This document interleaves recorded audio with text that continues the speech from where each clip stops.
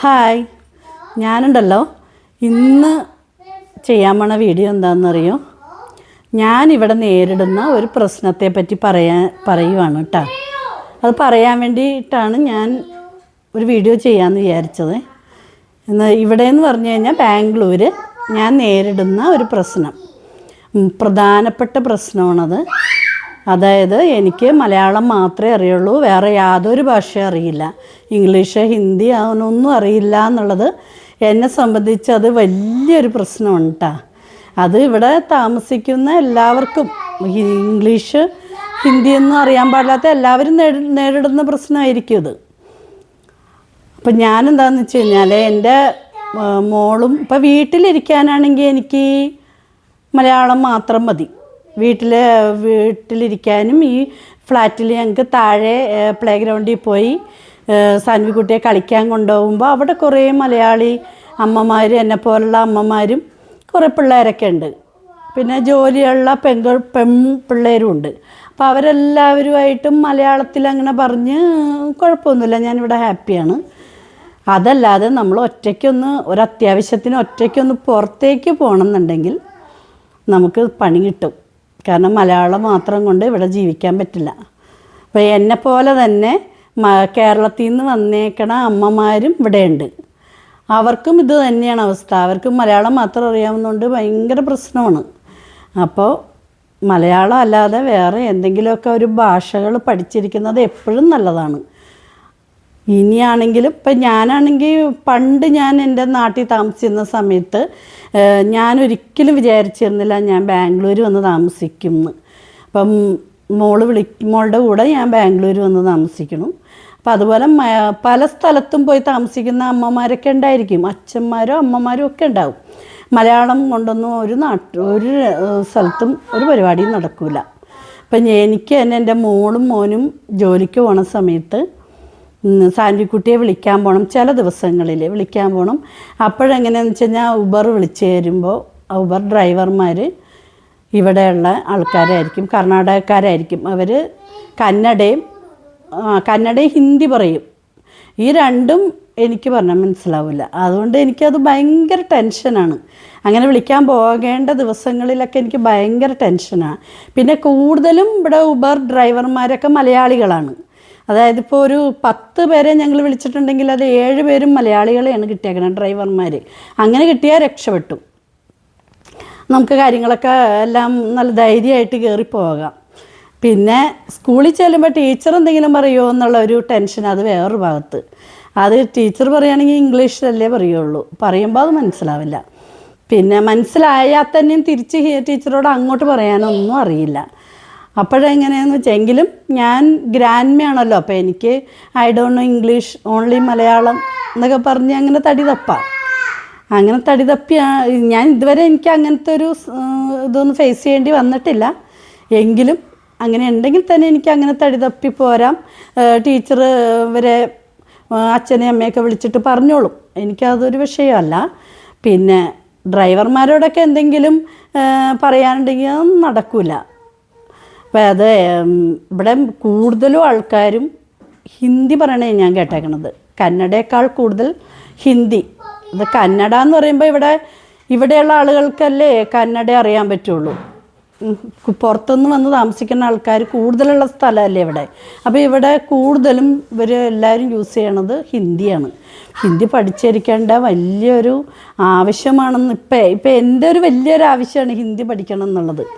അപ്പോൾ ഹിന്ദി പഠിക്കേണ്ടത് എനിക്ക് വളരെ അത്യാവശ്യമാണെന്ന് എനിക്ക് തോന്നിയതുകൊണ്ട് ഞാനൊരു സ്പോക്കൺ ഹിന്ദി ക്ലാസ്സിൽ ചേരാമെന്ന് വിചാരിച്ചു.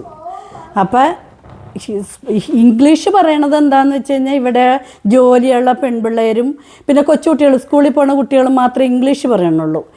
എന്നെപ്പോലുള്ളവർക്ക് ഗ്യാസ് കൊണ്ടുവരുന്ന ആൾ ഹിന്ദിയാണ് പറയണത്. പൈപ്പ് നന്നാക്കാനായിട്ടൊക്കെ ആരെങ്കിലും വരികയാണെങ്കിൽ അവർ ഹിന്ദിയിലാണ് സംസാരിക്കണത്. പിന്നെ ഡെലിവറി ബോയ്സൊക്കെ ഹിന്ദിയിലാണ് സംസാരിക്കണത്. പിന്നെ നമ്മളൊരു ഓട്ടോ വിളിച്ച് പോവുകയാണെങ്കിൽ ഓട്ടോക്കാരെല്ലാവരും കന്നഡ അല്ലെങ്കിൽ ഹിന്ദി അതാ പറയണത്. അപ്പോൾ ഞാൻ എന്നെ കണ്ടു കഴിഞ്ഞപ്പോൾ കന്നഡ അറിയാം, ആദ്യം ചോദിക്കും കന്നഡ അറിയാമോ എന്ന് ചോദിക്കും. ഇപ്പോൾ ഇല്ല എന്ന് പറഞ്ഞാൽ ഹിന്ദി അറിയാമോ എന്നാണ് ചോദിക്കണേ. രണ്ടും അറിയില്ല എന്ന് പറയുമ്പോൾ എല്ലാവർക്കും ബുദ്ധിമുട്ട്. മലയാളികൾ ആരും ഇവിടെ വന്ന് ഓട്ടോ ഓടിക്കണ ഞാൻ കണ്ടിട്ടില്ല. ഉബർ ഡ്രൈവർമാരുണ്ട് മലയാളികൾ, പക്ഷേ ഓട്ടോറിക്ഷയിലെ ഡ്രൈവർമാരെല്ലാവരും ഇവിടുത്തുകാർ തന്നെയാണ്. അപ്പോൾ ഹിന്ദി പഠിക്കാനുള്ള ഇതുകൊണ്ട് ആഗ്രഹം കൊണ്ട് ഞാനൊരു സ്പോക്കൺ ഹിന്ദി ക്ലാസ്സിൽ ചേരാമെന്ന് വിചാരിച്ചിരിക്കുകയാണ്, ചേർന്നിട്ടില്ല ഇതുവരെ. അപ്പം യൂട്യൂബിൽ ഞാൻ സ്പോക്കൺ ഹിന്ദിയുടെ ഒരുപാട് ക്ലാസ്സുകൾ ഞാൻ അറ്റൻഡ് ചെയ്തു.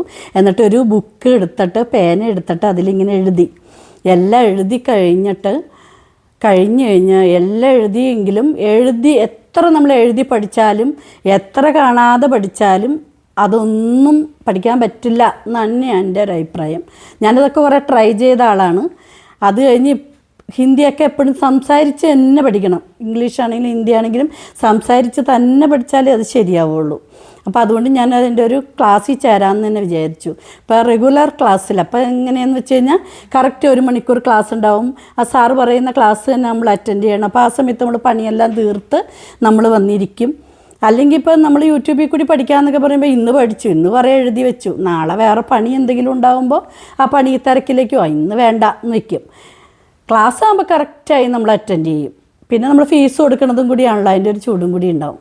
അപ്പോൾ അങ്ങനെ എൻ്റെ ഒരു ഫ്രണ്ട് എനിക്ക് നല്ലൊരു ഒരു യൂട്യൂബ് ചാനലിൽ ഒരു സാറ് പഠിപ്പിക്കുന്ന ഒരു നല്ലൊരു ഇത് അയച്ചു തന്നു. അപ്പം ഞാനത് കോണ്ടാക്ട് ചെയ്തപ്പോൾ റെഗുലർ ക്ലാസ് ഒരു 3 മാസം കൊണ്ട് നല്ല ഹിന്ദി നന്നായി സംസാരിക്കാൻ പഠിപ്പിക്കും എന്നാണ് പറയണത് ആ സാറ് പറയണത്. അതെത്രത്തോളം എനിക്ക് പഠിക്കാൻ കഴിയും എന്ന് എനിക്കറിയില്ല.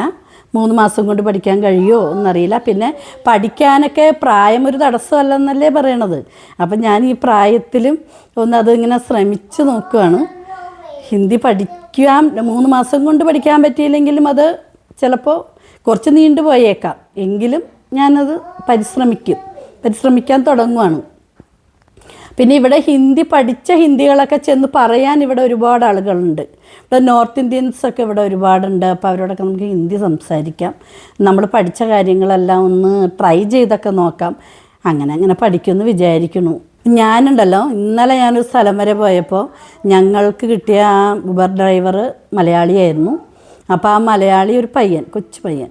അപ്പോൾ അവൻ എൻ്റെ അടുത്ത് പറഞ്ഞു, എനിക്കിവിടെ മലയാളം മാത്രമേ അറിയുള്ളൂ ആൻറ്റി, അതുകൊണ്ട് എനിക്കിവിടെ ജോലി ചെയ്യാൻ വലിയ പാടാണ്, എനിക്ക് ഭയങ്കര ബുദ്ധിമുട്ടാണ് എന്നൊക്കെ പറഞ്ഞു. അപ്പം ഞാൻ അവൻ്റെ അടുത്ത് പറഞ്ഞു, യൂട്യൂബിൽ ഇതുണ്ടല്ലോ, സ്പോക്കൺ ഹിന്ദി ക്ലാസ്സൊക്കെ ഉണ്ടല്ലോ, അതൊക്കെ ഒന്ന് അറ്റൻഡ് ചെയ്ത് കഴിഞ്ഞിട്ട് ഒരു ഡ്രൈവർക്ക് എന്തൊക്കെ ആവശ്യമാണ് എന്നുള്ള കാര്യങ്ങൾ മാത്രം ആദ്യം പഠിക്കുക. ഇപ്പം ഒരു ആരെങ്കിലും വന്നു കഴിഞ്ഞാൽ എവിടെയാണ് നിൽക്കണത്, ഏത് സ്റ്റോപ്പിലാണ് നിൽക്കണത്, ഇപ്പുറത്തെ സൈഡിലേക്ക് വാ, OTP എന്താണ് എന്നൊക്കെ ചോദിക്കാനുള്ള കാര്യങ്ങൾ മാത്രം പഠിച്ചു വെച്ചിട്ട് അത് മാത്രം സംസാരിക്കുക. അത് കഴിഞ്ഞ് പിന്നെ കൂടുതൽ പിന്നെ ബാക്കിയുള്ള കാര്യങ്ങളൊക്കെ തന്നെ കുറേശ്ശെ പഠിച്ചോളും, അതിന് വിഷമിക്കാനൊന്നും ഇല്ല എന്നൊക്കെ ഞാൻ അവൻ്റെ അടുത്ത് പറഞ്ഞു കൊടുത്തു. അതുപോലെ എനിക്കും ആദ്യം ഒരാളെ കാണുമ്പോൾ എന്ത് സംസാരിക്കണം, എന്താണ്, എവിടെയാണ് നിങ്ങളുടെ നാട്, എന്താണ് പേര് എന്നുള്ള കാര്യങ്ങളും കുട്ടികളൊക്കെ എത്ര പേരുണ്ട്, അതൊക്കെയാണല്ലോ ഒരു വീട്ടമ്മയായ എനിക്ക് ചോദിക്കേണ്ടി വരുന്ന ചോദ്യങ്ങൾ. അപ്പോൾ അതൊക്കെ പഠിച്ചു വെച്ചിട്ട് ബാക്കിയൊക്കെ തന്നെ പഠിക്കാം എന്ന് വിചാരിക്കുന്നു. അപ്പം ഞാനിപ്പോൾ ഈ വീഡിയോയിലൂടെ ചെയ്യാൻ തന്നെ കാര്യം, എല്ലാവരും മലയാളം മാത്രമല്ല എന്തെങ്കിലും ഒരു ഭാഷയും, ഹിന്ദി ഇംഗ്ലീഷ് അല്ലാതെ കന്നഡ ഇപ്പോൾ ഇവിടെ മാത്രമല്ലേ പറയാൻ പറ്റുള്ളൂ. ഹിന്ദി ആകുമ്പോൾ നമുക്ക് എല്ലായിടത്തും പറയാം. എല്ലാവർക്കും ഹിന്ദി അറിയാം, എല്ലാ നാട്ടിലും ഹിന്ദി അറിയാമെന്ന് തോന്നുന്നു. അപ്പോൾ ഹിന്ദി എല്ലാവരും പഠിച്ചിരിക്കുന്നത് കുറച്ച് നല്ലതായിരിക്കും. അപ്പം ഞാനും ഇവിടെ വന്ന് താമസിക്കേണ്ടി വരുമെന്ന് അറിഞ്ഞിരുന്നെങ്കിൽ ഞാൻ നേരത്തെ നാട്ടിൽ വെറുതെ ഇരിക്കുകയായിരുന്നു, നാട്ടിൽ തന്നെ ഹിന്ദിയൊക്കെ കുറച്ചൊക്കെ പഠിച്ച് വച്ചേനെ. അപ്പോൾ ഇത്തിരി എന്തെങ്കിലും, ഇപ്പം നമ്മളിപ്പോൾ മക്കൾ എവിടെയാണ് പോകണമെന്ന് പറയാൻ പറ്റില്ല. അവരെവിടെയെങ്കിലുമൊക്കെ ജോലിക്കായിട്ട് പോകുമ്പോൾ നമുക്ക് അവരുടെ കൂടെ വരേണ്ടി വരും. അത് പ്രായമാകുമ്പോൾ നമുക്ക് നാട്ടിലിങ്ങനെ ഒറ്റയ്ക്ക് കിടക്കാനൊന്നും പറ്റില്ല. അപ്പം നമ്മൾ പിള്ളേരുടെ കൂടെ തന്നെ വരും. ഇപ്പം ഞാൻ ബാംഗ്ലൂർ വന്നു, പിന്നെ പല വീട്ടമ്മമാരും പല സ്ഥലത്ത്, കുറേ പേര് ചെന്നൈയിലുണ്ടാവും, വേറെ എവിടെയെങ്കിലുമൊക്കെ വേറെ പലയിടത്തും പോയിട്ടുണ്ടാവും. അപ്പോൾ എല്ലാവരും മലയാളം മാത്രമല്ല, ഇപ്പോൾ കേരളത്തിലുള്ള അമ്മമാർക്കൊക്കെ ഭൂരിഭാഗം ആളുകൾക്കും അമ്മമാർക്ക് എൻ്റെ പ്രായമുള്ളവർക്ക് ഒക്കെ മലയാളം മാത്രമേ അറിയാൻ പറ്റുള്ളൂ. അപ്പം മലയാളം മാത്രമല്ലാതെ കുറച്ച് ഹിന്ദിയും കൂടി എല്ലാവരും പഠിച്ചിരിക്കണം. അത് വളരെ നല്ലതായിരിക്കും എന്നാണ് എൻ്റെ ഒരു അഭിപ്രായം കേട്ടോ.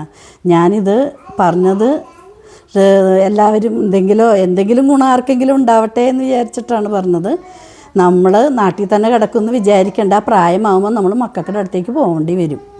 അപ്പോൾ അവിടെ നമുക്ക് ജീവിക്കണമെങ്കിൽ എന്തായാലും ഹിന്ദി അല്ലെങ്കിൽ ഇംഗ്ലീഷ് എന്തെങ്കിലും പഠിച്ചേ പറ്റൂ.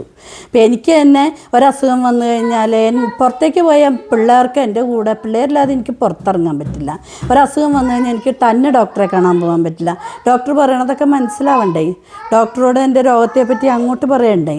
അപ്പം നാട്ടിലാണെങ്കിൽ നമ്മുടെ ഈ പൈസ ഉണ്ടെങ്കിൽ മതി, നമുക്കൊരു ഓട്ടോറിക്ഷ വിളിച്ചിട്ട് വേഗം തന്നെ ഹോസ്പിറ്റലിൽ പോകാൻ മരുന്ന് മേടിച്ച് വരാം. പിള്ളേരെ ഒന്നും കഷ്ടപ്പെടുത്തണ്ട. ഇവിടെ എല്ലാ ആവശ്യങ്ങൾക്കും പിള്ളേർ എന്നെ കൊണ്ട് നടക്കണം. അല്ല വീട്ടിൽ ചോറും കറിയും വെച്ച് കൊച്ചിനെ നോക്കി ഇരിക്കാൻ മാത്രമേ എന്നെക്കൊണ്ട് ശരിക്കും പറഞ്ഞ ഒരു ഗുണമുള്ളൂ ഇവിടെ വന്നിട്ട്. അപ്പോൾ അത് പോരാ, സ്വന്തമായിട്ട് നമ്മൾ കുറച്ച് എന്തെങ്കിലുമൊക്കെ ആവണം എന്നുള്ളൊരു ചിന്ത എനിക്ക് വന്നതുകൊണ്ടാട്ടോ ഞാൻ ഇത് പഠിക്കാമെന്ന് തന്നെ വിചാരിച്ചപ്പോൾ ഞാൻ ഇനി ഹിന്ദിയൊക്കെ പഠിച്ചിട്ട് കുറച്ച് ഹിന്ദിയൊക്കെ പറഞ്ഞുകൊണ്ട് ഇനി അടുത്തൊരു വീഡിയോ ഒക്കെ ആയിട്ട് വരാട്ടോ. അപ്പോൾ ഈ വീഡിയോ നിങ്ങൾക്ക് ഇഷ്ടമായെങ്കിൽ എല്ലാവരും സബ്സ്ക്രൈബ് ചെയ്യണം. സബ്സ്ക്രൈബ് ചെയ്യാൻ ആരും മറക്കരുത്. അതുപോലെ ലൈക്ക് ചെയ്യുക, ഷെയർ ചെയ്യുക കേട്ടോ.